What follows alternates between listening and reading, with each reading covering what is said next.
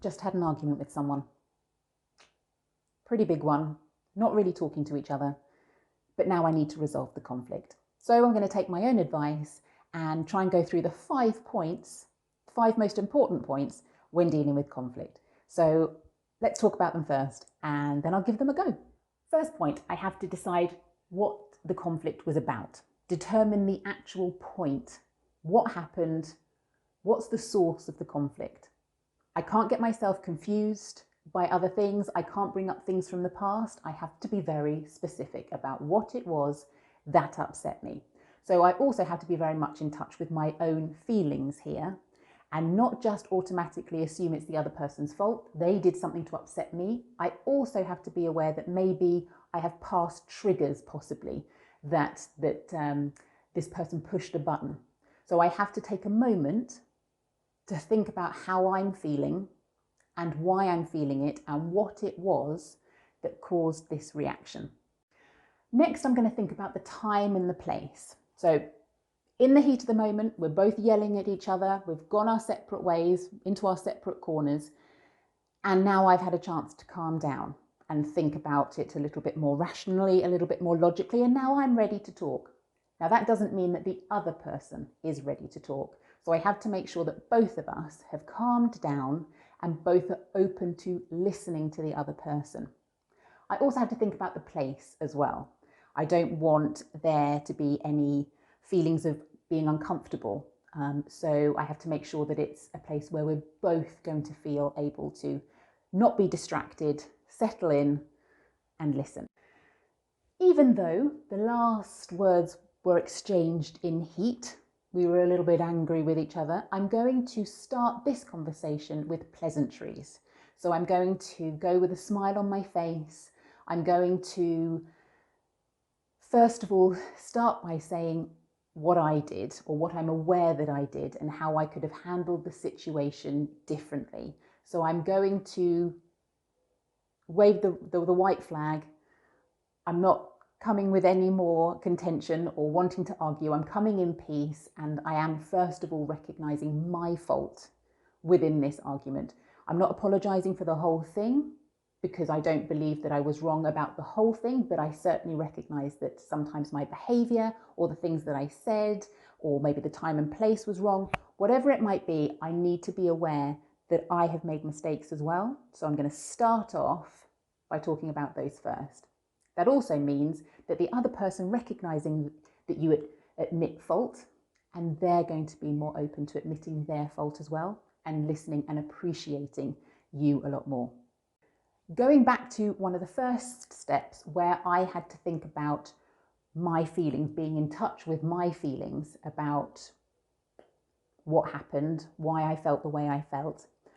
This is where, in this stage of dealing with conflict, I am going to talk about my feelings. I'm going to say that when this happened, it made me feel like this. What I'm not going to do is go, you said that, and that was horrible. You told me this, you said that.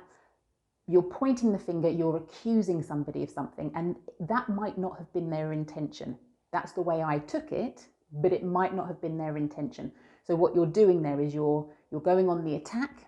The other person may then go on the defense and attack back, and you are just perpetuating the conflict. And that's what we're wanting to avoid at all costs. So I just have to say, this is how I feel. And nobody can say that you shouldn't feel that way because they're my feelings. But you've got to word it correctly. When this happened, when this was said, it made me feel like this. The next thing is I need to decide what I need in order to move on. Now, it might be that I don't need anything, and I've got to make peace with that. I don't need to have an apology. I don't need for them to do anything. I can just let it go. It's not that big of a deal, or it's my own demons, it's my own problems that I've got to deal with. And I'll just have my piece, say my piece, have my say, and that's enough for me. But it might be that actually I need them to recognize how I felt. I needed them to recognize that that wasn't the right time and place to have the conversation, whatever it might be. But I need to make sure that I'm able to articulate that in a really open, positive way without accusing anybody of anything. I need to just make sure that I'm able to be at peace at the end of this conversation. And like I said, sometimes the conflict can build because we want to win.